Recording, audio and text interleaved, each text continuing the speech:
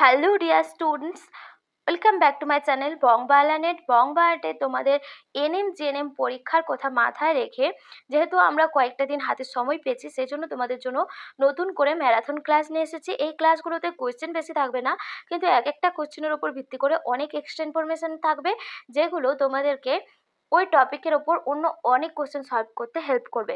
সেজন্য তোমাদেরকে সাজেস্ট করবো তোমরা এই ভিডিওগুলো দেখো। এছাড়াও তোমাদের এর আগে 30 ডেজ চ্যালেঞ্জের কোশ্চেন আনসার সিরিজ কমপ্লিট হয়ে গেছে। ওই সিরিজটা যারা দেখতে চাও, এনএম জেএনএম 2024 বলে প্লেলিস্ট করা রয়েছে, ওখান থেকে দেখতে পারো। আর এই সমস্ত কোশ্চেন আনসার পিডিএফগুলো যারা চাও, বংবালানের টেলিগ্রাম চ্যানেলে জয়েন করবে। ওখানে তোমাদেরকে আমি সমস্ত পিডিএফ উত্তরসহ প্রোভাইড করি। আর অনেকেই আমাকে এসএমএফ ডব্লিউবি এর জন্য কোশ্চেন আনসার সিরিজ চাইছো, তাদেরকে বলবো তোমরা এনএম জেএনএম এর এই কোশ্চেন আনসার সিরিজগুলোই দেখতে পারো। এখান থেকে কিন্তু কোশ্চেন কমন পাবে, যেহেতু সিলেবাস একই সেজন্য কোশ্চেন কমন পেয়ে যাবে। আর তোমাদের জন্য স্পেশাল ক্লাসও একটা দুটো আমি নিয়ে আসার চেষ্টা করব। দেখো, দেরি না করে আজকের ক্লাসটা স্টার্ট করছি। প্রথম প্রশ্ন রয়েছে, দেখো, রক্ত ভ্রূণের কোন স্তর থেকে উৎপন্ন হয়? একটোডার্ম, এন্ডোডার্ম, মেসোডার্ম, কোনোটাই নয়। এখানে যে সঠিক আনসার হয়ে যাবে অপশন গয়েরটা হয়ে যাবে সঠিক আনসার, মেসোডার্ম স্তর থেকে উৎপন্ন হয়।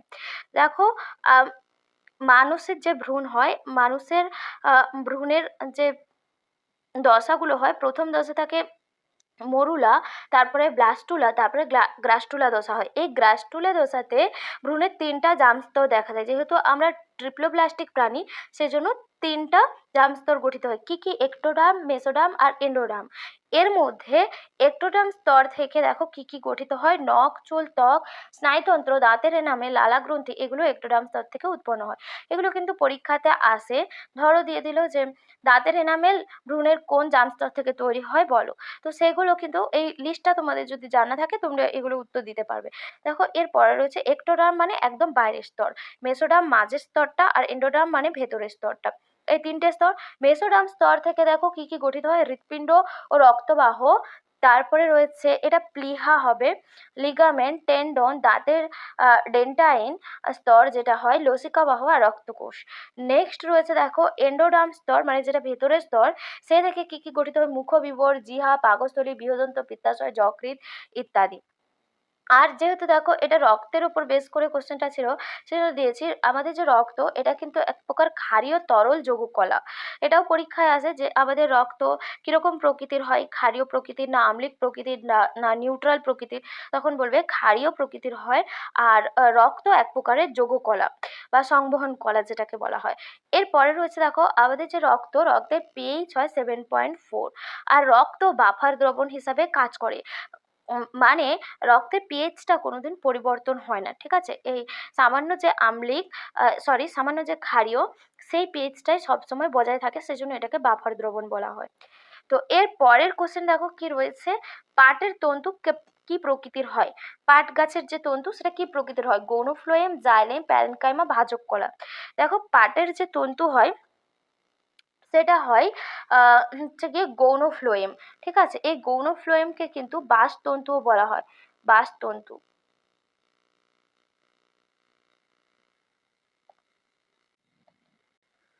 দেখো, এই টপিক থেকে যে কি পয়েন্টসগুলো রয়েছে: পাটের তন্তুকে বাশতন্তুও বলা হয়, এটা এক্ষুনি বললাম।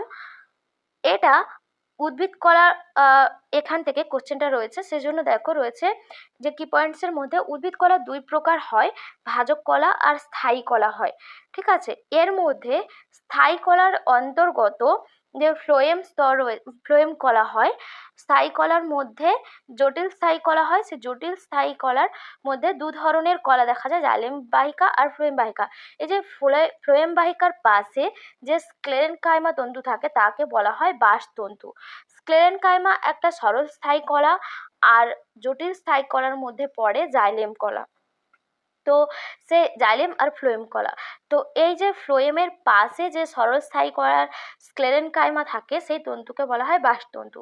এরপরে রয়েছে দেখো বায়ুগহ্বরযুক্ত প্যারেনকাইমা। এই প্যারেনকাইমা কলা সরল স্থায়ী কলার অন্তর্গত। এই সরল স্থায়ী কলার মধ্যে যে প্যারেনকাইমা রয়েছে, কিছু কিছু প্যারেনকাইমা কলার থাকে যার ভেতরটা বায়ু দিয়ে পূর্ণ হয় আর ভেতরে বায়ুগহ্বর থাকে। সেই বায়ুগহ্বরযুক্ত প্যারেনকাইমা কলাকে কি বলা হয়? এরেনকাইমা বলা হয়। এগুলো কাদের মধ্যে দেখা যায়? জলজ উদ্ভিদদের মধ্যে, যেমন কচুরিপানা, শালুক।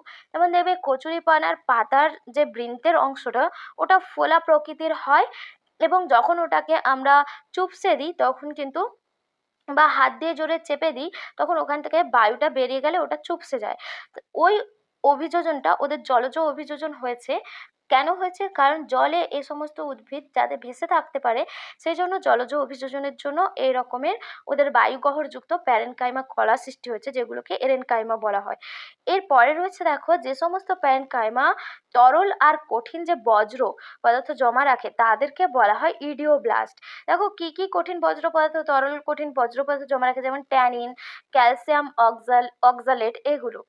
এরপরে রয়েছে দেখো, জাইলেম কলার মধ্যে জাইলেম প্যারেনকাইমা ছাড়া বাকি 3 প্রকার কোষ থাকে। কি কি দেখো, বলেছিলাম একটু আগে যে স্থায়ী কলার মধ্যে যে জটিল স্থায়ী কলা রয়েছে তার ভাগ থাকে জাইলেম বাহিকা। এই জাইলেম বাহিকা 4 ধরনের হয়। জাইলেম বাহিকার কোষ আবার 4 ধরনের হয়। কি কি থাকে? ট্রাকি, ট্রাকিয়া, জাইলেম তন্তু আর জাইলেম প্যারেনকাইমা। এর মধ্যে অনলি জাইলেম প্যারেনকাইমা, মনে রাখবে এটা কিন্তু আগের বারের পরীক্ষাতে এসেছিল যে জাইলেম কলার মধ্যে কোনটা শুধুমাত্র মানে কোনগুলো জীবিত বা কোনটা মৃত, এটা কিন্তু পরীক্ষাতে আসে। দেখো এখানে যেটা বলছিলাম, অনলি জাইলেম প্যারেনকাইমা থাকে যেটা শুধুমাত্র মৃত হয়। সরি, হ্যাঁ, জাইলেম প্যারেনকাইমার মধ্যে শুধুমাত্র জাইলেম প্যারেনকাইমা থাকে যেটা জীবিত কোষ হয়। বাকি যে 3 প্রকার কোষ থাকে, ট্রাকি, ট্রাকে, জাইলেম তন্তু, এই কোষগুলো কিন্তু মৃত কোষ হয়। ঠিক আছে, শুধুমাত্র জাইলেম প্যারেনকাইমাই যেটা থাকে ওটা জীবিত কোষ থাকে। আর জাইলেম সবসময় উদ্ভিদের ঊর্ধ্বমুখী পরিবহনে সাহায্য করে, মানে মূলরোম দিয়ে যে জল শোষণ করে সেই জলকে পাতায় পাঠাতে সাহায্য করে জাইলেম কলা। এরপরে রয়েছে দেখো ফ্লোয়েম কলা। ফ্লোয়েম কলার মধ্যে, ফ্লোয়েম কলারও 4টা ভাগ থাকে: সিবনল, সঙ্গী কোষ, ফ্লোয়েম প্যারেনকাইমা আর ফ্লোয়েম তন্তু। ঠিক আছে, এর মধ্যে শুধুমাত্র যে ফ্লোয়েম তন্তু রয়েছে এটাই মৃত কোষ। বাকি কোষগুলো কিন্তু সিবনল, সঙ্গী কোষ, ফ্লোয়েম প্যারেনকাইমা, এরা সবাই কিন্তু জীবিত কোষ। তাহলে ফ্লোয়েম কলার মধ্যে সব কোষ জীবিত, শুধুমাত্র ফ্লোয়েম তন্তু মৃত। আর জাইলেম কলার মধ্যে সব কোষ মৃত, শুধুমাত্র জাইলেম প্যারেনকাইমা জীবিত। আর ফ্লোয়েম যে কলাটা, এটা কিন্তু উভয়মুখী, ঊর্ধ্বমুখী এবং নিম্নমুখী উভয় পরিবহনেই সাহায্য করে। কারণ ফ্লোয়েম কলার মাধ্যমে উদ্ভিদের সারা দেহে খাদ্য ছড়িয়ে পড়ে। পাতায় যে খাদ্য উৎপন্ন হয় শর্করা জাতীয়, সেই খাদ্যকে উদ্ভিদের সারা দেহে ছড়িয়ে পড়তে সাহায্য করে এই ফ্লোয়েম কলা। সেই জন্য ফ্লোয়েম কলার মধ্যে ঊর্ধ্বমুখী পরিবহনও দেখা যায়, নিম্নমুখী পরিবহনও দেখা যায়, কিন্তু জাইলেম কলার মধ্যে দিয়ে শুধুমাত্র ঊর্ধ্বমুখী পরিবহন দেখা যায়। তো এখানে তোমাদেরকে অনেক এক্সট্রা ইনফরমেশন দিয়েছি, এগুলো থেকে কিন্তু প্রচুর কোয়েশ্চেন আসে, বিভিন্নভাবে ঘুরিয়ে ফিরিয়ে কোয়েশ্চেনগুলো আসে। এরপরে রয়েছে দেখো, কোভিড-19 ছড়ানোর মাধ্যম কি? কোভিড-19 ড্রপলেটের মাধ্যমে ছড়ায়। কোভিড-19 যে রোগটা, সেটা কিসের মাধ্যমে ছড়ায়? ড্রপলেটের মাধ্যমে, জলের মাধ্যমে, বাদুড়ের মাধ্যমে, বা নাকি দৃষ্টিশক্তির মাধ্যমে? এখানে যে সঠিক অপশন হয়ে যাবে কয়ের অপশনটা ড্রপলেট। ড্রপলেটের মাধ্যমে কিন্তু কোভিড-19 রোগটা ছড়ায়। এবার দেখো এখানে কি পয়েন্টসগুলো কি কি রয়েছে। করোনা ভাইরাসের প্রভাবে যে রোগ হয় তাকে বলা হয় কোভিড-19। এটা আমরা জানি, কারণ এই 2020 আর 21-এর মাঝামাঝি পর্যন্ত একটা বিশাল বড় মহামারী রোগ গেছে। সেই রোগটা ছিল করোনা ভাইরাসের জন্য ছড়িয়ে পড়েছিল গোটা বিশ্বে, আর সেই রোগটাকে কোভিড-19 বলা হয়। দেখো এটা এক ধরনের আরএনএ যুক্ত প্রাণী ভাইরাস। ঠিক আছে, এই যে করোনা ভাইরাস, এটা কিন্তু একটা আরএনএ যুক্ত প্রাণী ভাইরাস। এরপরে রয়েছে দেখো, এই করোনা ভাইরাস শুধুমাত্র স্তন্যপায়ী আর পাখিতে সংক্রমণ ঘটায়। হু অর্থাৎ ওয়ার্ল্ড হেলথ অর্গানাইজেশন বা বিশ্ব স্বাস্থ্য সংস্থা এই ভাইরাসকে SARS-CoV-2 নামে চিহ্নিত করেছেন। SARS-CoV-2। এরপরে রয়েছে দেখো, এগুলো থেকে কোশ্চেন আছে, ধরো দিয়ে দিল তোমাদেরকে করোনা ভাইরাসকে ওয়ার্ল্ড হেলথ অর্গানাইজেশন কি নামকরণ করেছেন, বা করোনা ভাইরাস কোন কোন প্রাণীদের মধ্যে সংক্রমণ ঘটায়, বা করোনা ভাইরাসের নিউক্লিয় বস্তু কি, ডিএনএ, আরএনএ, না উভয় প্রকার, না কোনোটাই নয়। তো এই ধরনের কোশ্চেনগুলো সেজন্য কিন্তু করে রাখবে। এরপরে রয়েছে দেখো, এই করোনা ভাইরাসের প্রভাবে মানুষের শ্বাসনালী, গলা, নাক এমনকি ফুসফুসও এগুলো সংক্রমণ ঘটায় করোনা ভাইরাস। আর এই যে করোনা ভাইরাসের মাধ্যমে যে কোভিড-19 রোগ ছড়ায়, এটা এক ধরনের প্যান্ডেমিক রোগ। প্যান্ডেমিক রোগ কাকে বলা হয়? যে সমস্ত রোগ বিশ্বজুড়ে ছড়িয়ে পড়ে এবং অনেক মানুষের মৃত্যু হয়, সেই রোগগুলোকে বলা হয় প্যান্ডেমিক রোগ, বিশ্বজুড়ে যে সমস্ত ছড়ায়। আর এপিডেমিক রোগ কোনগুলোকে বলা হয়? যেগুলো শুধুমাত্র একটা নির্দিষ্ট ভৌগোলিক অঞ্চলে ছড়ায় সেগুলোকে এপিডেমিক রোগ বলা হয়, আর এটাকে প্যান্ডেমিক রোগ বলা হয়। এরপরে রয়েছে দেখো পরের কোশ্চেন, মস্তিষ্ক যে তরল দ্বারা পূর্ণ থাকে তাকে কি বলা হয়? সাইনোভিয়াল ফ্লুইড, সেরিব্রোস্পাইনাল ফ্লুইড, লসিকা, রক্ত। মস্তিষ্ক যে তরল দ্বারা পূর্ণ থাকে তাকে বলা হয় অবশ্যই সেরিব্রোস্পাইনাল ফ্লুইড বলা হয় বা সিএসএফ। সিএসএফ এর ফুল ফর্মই সেরিব্রোস্পাইনাল ফ্লুইড। এর মধ্যে কি পয়েন্টগুলো রয়েছে দেখো, সেরিব্রোস্পাইনাল ফ্লুইড এক প্রকার পরিবর্তিত কলারস। দেখো, সেরিব্রোস্পাইনাল ফ্লুইড একটা ক্ষারীয় তরল পদার্থ যেটা দিয়ে মস্তিষ্ক আর সুষুম্না কাণ্ডের যে ফাঁকা অংশগুলো পূর্ণ থাকে, আর এটা এক ধরনের পরিবর্তিত কলারস। আরেকটা পরিবর্তিত কলারসের উদাহরণ হলো লসিকা। এগুলো পরীক্ষাতে আসে। ধরো দিয়ে দিল লসিকা কি? পরিবর্তিত কলারস। আবার দিয়ে দিতে পারে রক্তরস, এরকম অনেকগুলো অপশন দিয়ে দিবে তার মধ্যে, তাহলে এটা হয়ে যাবে লসিকাও যেমন পরিবর্তিত কলারস, সেরিব্রোস্পাইনাল ফ্লুইডও এক প্রকার পরিবর্তিত কলারস। এরপরে রয়েছে দেখো কেন্দ্রীয় স্নায়ুতন্ত্র। আমাদের যে কেন্দ্রীয় স্নায়ুতন্ত্র থাকে, সেন্ট্রাল নার্ভাস সিস্টেম, সেই সেন্ট্রাল নার্ভাস সিস্টেমের সর্বোচ্চ কেন্দ্র কিন্তু মস্তিষ্ক। ঠিক আছে, কেন্দ্রীয় স্নায়ুতন্ত্রের মধ্যে দুটো অংশ দেখা যায়, মস্তিষ্ক আর সুষুম্না কাণ্ড। তার মধ্যে সর্বোচ্চ কেন্দ্র মস্তিষ্ক। এই মস্তিষ্কের যে আবরণী, সেই মস্তিষ্কের আবরণীকে বলা হয় মেনিনজেস। এখানে দেখো মেনিনজাইটিস হবে না, এটা হবে মেনিনজেস। তাড়াহুড়ো করে তোমাদের জন্য পিডিএফ রেডি করি তো অনেক, সেজন্য ভুল ত্রুটি থেকে যায়। তোমরা একটুখানি এগুলো হচ্ছে গিয়ে মানিয়ে নেবে। আমি যেখানে যেখানে ভুল রয়েছে সেগুলো বলে যাচ্ছি। দেখো, মেনিনজেস মস্তিষ্কের আবরণীকে বলা হয়। আর হচ্ছে গিয়ে এই যে মেনিনজেস, পরেরটাও দেখো অটো কারেক্ট হয়ে যায়, এগুলো অটো কারেক্ট হয়ে মেনিনজেসটা মেনিনজাইটিস হয়ে গেছে। তো মেনিনজেস এক প্রকার ত্রিস্তর বিশিষ্ট আবরণী। এর তিনটা স্তর কি কি থাকে দেখো, ডুরা ম্যাটার, অ্যারাকনেড ম্যাটার, পিয়া ম্যাটার।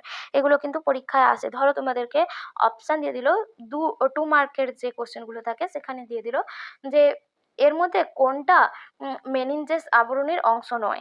এবার 4টা অপশান দিয়ে দিল, ডুরা ম্যাটার, অ্যারাকনেড ম্যাটার, পিয়া ম্যাটার, আরও একটা কিছু অপশান দিল।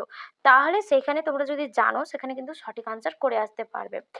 আর এটাও অনেক সময় পরীক্ষায় দেয় যে মস্তিষ্কের আবরণী ক স্তর বিশিষ্ট হয়, তাহলে এটা ত্রিস্তর বিশিষ্ট একটা আবরণী। এরপরে দেখো, এই যে মানব মস্তিষ্ককে বলা হয় এনকেফালন, ইংলিশে বলা হয় এনকেফালন। আর এই যে মেনিনজেস আবরণী, যখন মেনিনজেস আবরণীর কোনো রোগ প্রদাহ সৃষ্টি হয় বা কোনো কারণে ওর পর্দার কোনো প্রদাহ হয়, সেটাকে বলা হয় মেনিনজাইটিস। সেই রোগটাকে বলা হয় মেনিনজাইটিস। মেনিনজেসের প্রদাহকে বলা হয় মেনিনজাইটিস, আর মস্তিষ্কের প্রদাহকে বলা হয় এনকেফ্যালাইটিস। তো এগুলো মস্তিষ্ক থেকে অনেকগুলো এক্সট্রা ইনফরমেশন ছিল। এরপরে নেক্সট দেখো তোমাদের কি রয়েছে, অর্গান অফ কটি কোথায় দেখা যায়? অর্গান অফ কটি কোথায় দেখা যায়? বহিঃকর্ণে, চোখে, অন্তঃকর্ণে, মস্তিষ্কে। অর্গান অফ কটি দেখা যায় অপশন কয়টা? অন্তঃকর্ণে।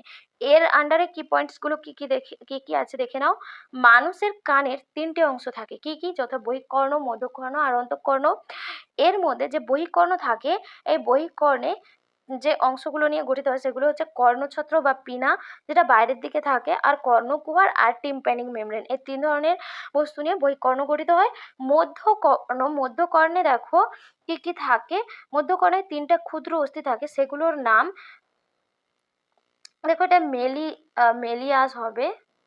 আজকের পিডিএফে প্রচুর ভুল টাইপ করা হয়ে গেছে, আমি তখন চেকও করার সময় পাইনি। তো তোমাদের জন্য একটু এগুলো তোমরা নিজেরা মার্সি করে নাও বা ঠিক করে নেবে। দেখো, মধ্যকর্ণে 3টা ক্ষুদ্র অস্থি থাকে, মেলিয়াস, ইনকাস আর স্টেপিস। এই 3টা ক্ষুদ্র অস্থি নিয়ে গঠিত হয়। এরপরে রয়েছে দেখো স্টেপিস। এর মধ্যে এই যে 3টা মধ্যকর্ণে অস্থি থাকে, তার মধ্যে যে স্টেপিস হলো মানবদের ক্ষুদ্রতম হাড়। এগুলো পরীক্ষায় আসে যে মানবদের ক্ষুদ্রতম হাড় কোনটা, বৃহত্তম হাড় কোনটা। এরপরে রয়েছে এই যে মধ্যকর্ণে ইউস্টেচিয়ান নালী থাকে, যেটা গলবিলের সঙ্গে যুক্ত থাকে। এরপর অন্তঃকর্ণে দেখো কি কি থাকে, ককলিয়া, অর্গান অফ কটি, অর্ধবৃত্তাকার নালী আর অটোলিথ, এগুলো থাকে। এর মধ্যে ককলিয়া কি কাজ করে? এই যে শ্রবণ অনুভূতিটাকে উৎপন্ন করতে সাহায্য করে আর মস্তিষ্কে পাঠাতে সাহায্য করে সেই শ্রবণ অনুভূতিটাকে, এটা ককলিয়া করে। অর্গান অফ কর্টি কি করে? শ্রবণ গ্রাহক হিসাবে কাজ করে। অর্ধবৃত্তাকার নালী অটোলিথ প্রাণীদের ভারসাম্য রক্ষা করে। এগুলো কিন্তু পরীক্ষায় আসে যে আমাদের কানের কোন অংশ প্রাণীদের ভারসাম্য রক্ষা করতে সাহায্য করে, কোন অংশ শ্রবণ গ্রাহক হিসাবে কাজ করে, ককলিয়ার কাজ কি, এই কোশ্চেনগুলো কিন্তু পরীক্ষাতে আসে। তো এখান থেকে তোমরা কানের অনেক কোশ্চেনই পেয়ে যাবে, কান থেকে যে ধরনের কোশ্চেন আসে এই এই কি পয়েন্টসগুলো করলে পেয়ে যাবে। এরপরের হচ্ছে দেখো, সরি, আজকের যে এখানে কোশ্চেন শেষ হয়ে গেছে। তো হচ্ছে কি আজকের যে সিরিজটা তোমাদের কেমন লেগেছে অবশ্যই কমেন্ট করে জানাবে। আর হচ্ছে কি তোমরা ভিডিওগুলোকে একটু বেশি করে শেয়ার করো, লাইক করতে থাকো, কারণ তোমরা যত লাইক শেয়ার করবে এটা আমার জন্য মোটিভেশন, আমিও তোমাদের জন্য কিন্তু এরকম ধরনের আরও ভিডিও নিয়ে আসার উৎসাহ পাবো।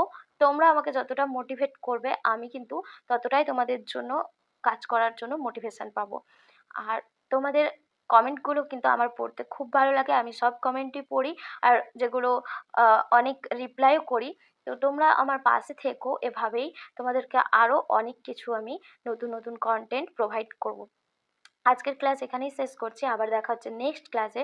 ততক্ষণ সবাই খুব ভালো থেকো, আর তোমাদেরকে বলবো এই সময়টা অন্তত অন্য কোনো দিকে মনোযোগ না দিয়ে তোমরা সামনের যে পরীক্ষা সেটার ওপরেই ফোকাস দাও, এবং সেই পরীক্ষাটা কিভাবে ক্র্যাক করতে পারবে সেটাই সবসময় মাথায় রাখো, আর সেটা থেকে চিন্তা করে সমস্ত কিছু পড়াশোনা করো। দরকার হলে এই যে এক্সট্রা ইনফরমেশনগুলো তোমরা খাতায় নোটস করে রাখতে পারো।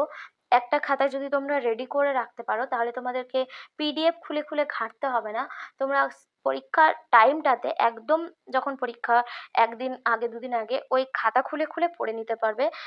অনেকটা তোমাদের হেল্প হয়ে যাবে এগুলো থেকে। তো আজকে টাটা।